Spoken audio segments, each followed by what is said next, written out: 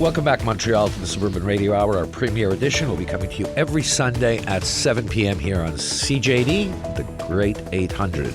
And now we go to the man, our colleague, Mike Cohen, with everything you want to know and then some on entertainment and society. Mike, what's going on this week? Well, Beryl, thank you very much. And a real privilege to start off with my first guest on my first segment with a young author from Dollar des Ormeaux, wrote my column on her new book. It's Namaste.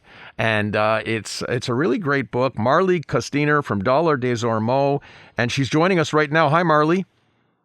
Hi, thanks so much for having me. Well, Marley, great to have you with us. And perhaps it's easier if you explain to the listeners, what is Namaste? What is Namaste, the book? And how did you come up with the title? Because it's a really cool story. Yeah. So Namaste is a book for young kids that features animals that are doing yoga poses.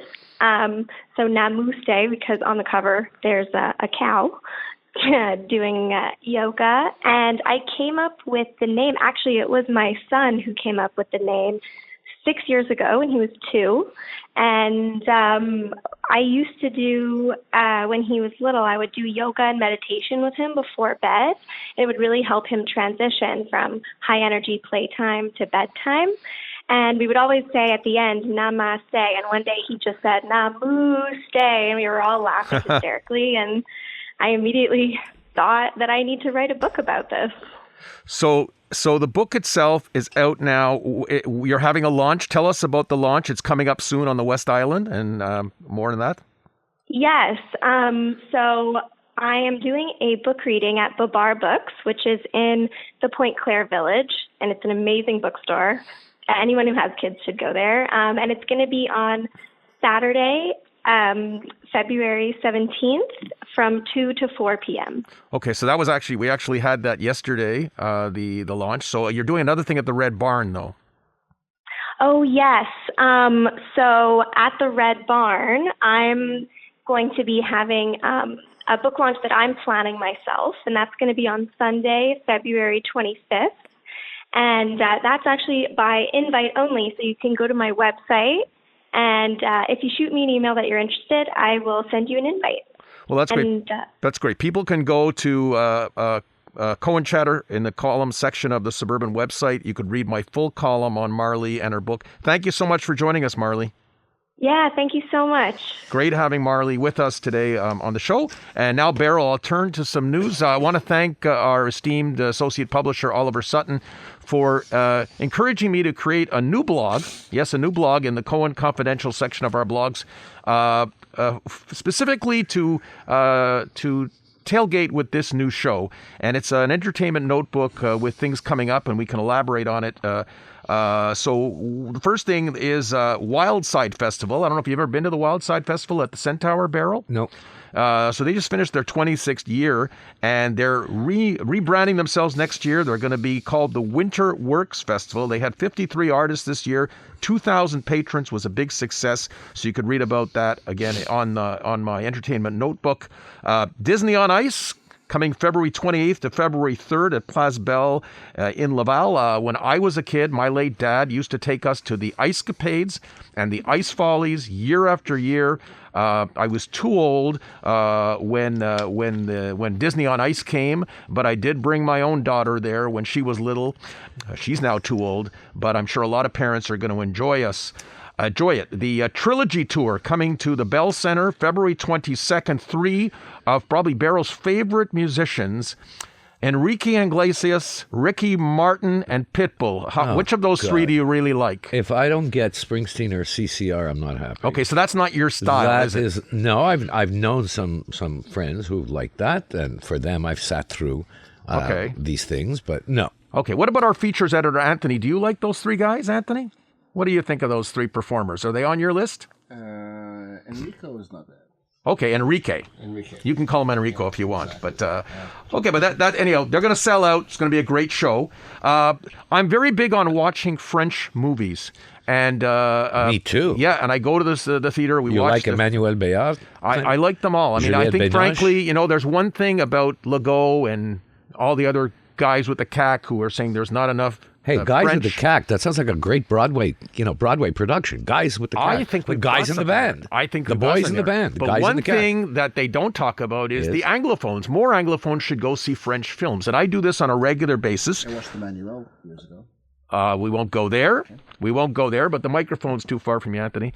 So there's one movie called Le Successeur with Marc-André Grandin. I'm going to be watching that in the next few days, and I'll report on it next week. It'll be on the online in the Suburban and the Cohen Confidential section. But I did watch Moi Capitaine.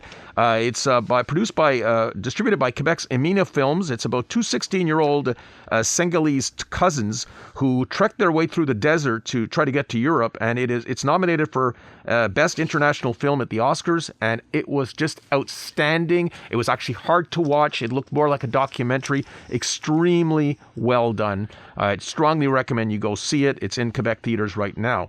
Excellent, Mike.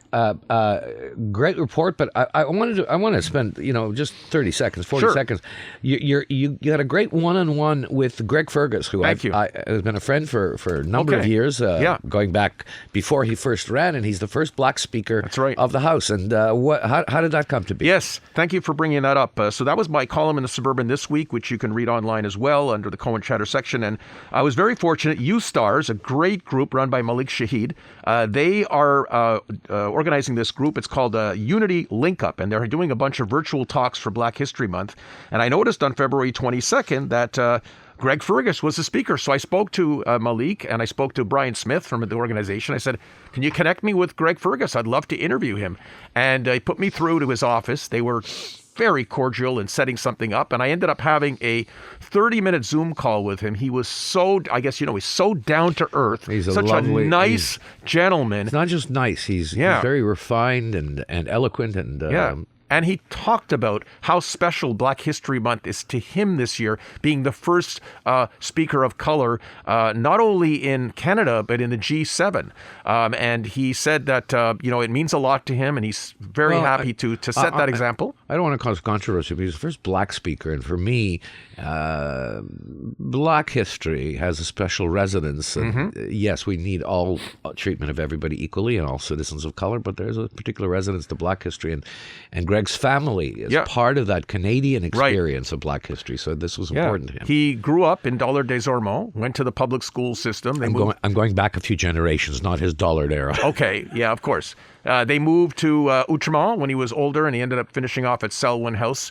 I certainly asked him if he would visit an English Montreal School Board school at some point, and he said if he's in town, it would be his pleasure. And it was really interesting to learn about the role of the Speaker of the House. It's a massive job, and he's had a rough ride so far by some of the opposition, but sounds great. He invited me to meet him when I'm in Ottawa, and I do go to Ottawa frequently, as Anthony knows from the stories I file, and I'm hoping to meet him in person and maybe even get a tour of the house. But yes, please read the article. It was a real thrill to have that opportunity this week and to be able to write a column like that. Great job, Mike. And we look forward to your reports this week. And now, Montreal, we go to our weather specialist, and we think he's the best weather specialist. So if you heard of anything about weather not being so nice, he'll give you the real goods. Stephen Bellina. I'm Stephen Bellina. Welcome to the Suburban Weather Minute. I had the opportunity this past week to chat with senior climatologist with Environment Canada, David Phillips, about our winter so far. A winter that has been mild, generally dreary, lack of sunshine overall, and very little precipitation. He estimates about 17 hours of sunshine in the month of January. So if you thought it was dreary, you would be correct. Mild, however, 4.5 degrees above normal for January. That mild air is persisting into February. The majority of the days so far this month have been above freezing. As far as snowfall goes, we've had none. It took until the 13th of the month to have our first measurable snowfall, and that was only 1.5 centimeters. Compare that to Halifax, that has already had 117.7 centimeters for the month of February. The storm track has been suppressed along the Gulf Coast, up the eastern seaboard, passing south of east of Cape Cod and into Atlantic Canada. Cold air has been trapped across the far north and the high Arctic. There have been a few significant outbreaks over the season in Western Canada, very little here in Eastern Canada. The Great Lakes remain virtually ice-free. Less than 3% of the surface of the water surface is covered by ice at this time, and that's a very good indication of just how warm this winter has been so far. Looking forward to the end of the month of February, I see a continuation of mild temperatures. There'll be some days below freezing, but for the most part, temperatures will be at or slightly above normal. As far as precipitation goes, we are looking at a few nuisance systems that should produce some light snow here and there, but nothing major. I'm not seeing any big storms for the Montreal region at this time. You can always stay up to date on the weather by reading my column online at thesuburban.com.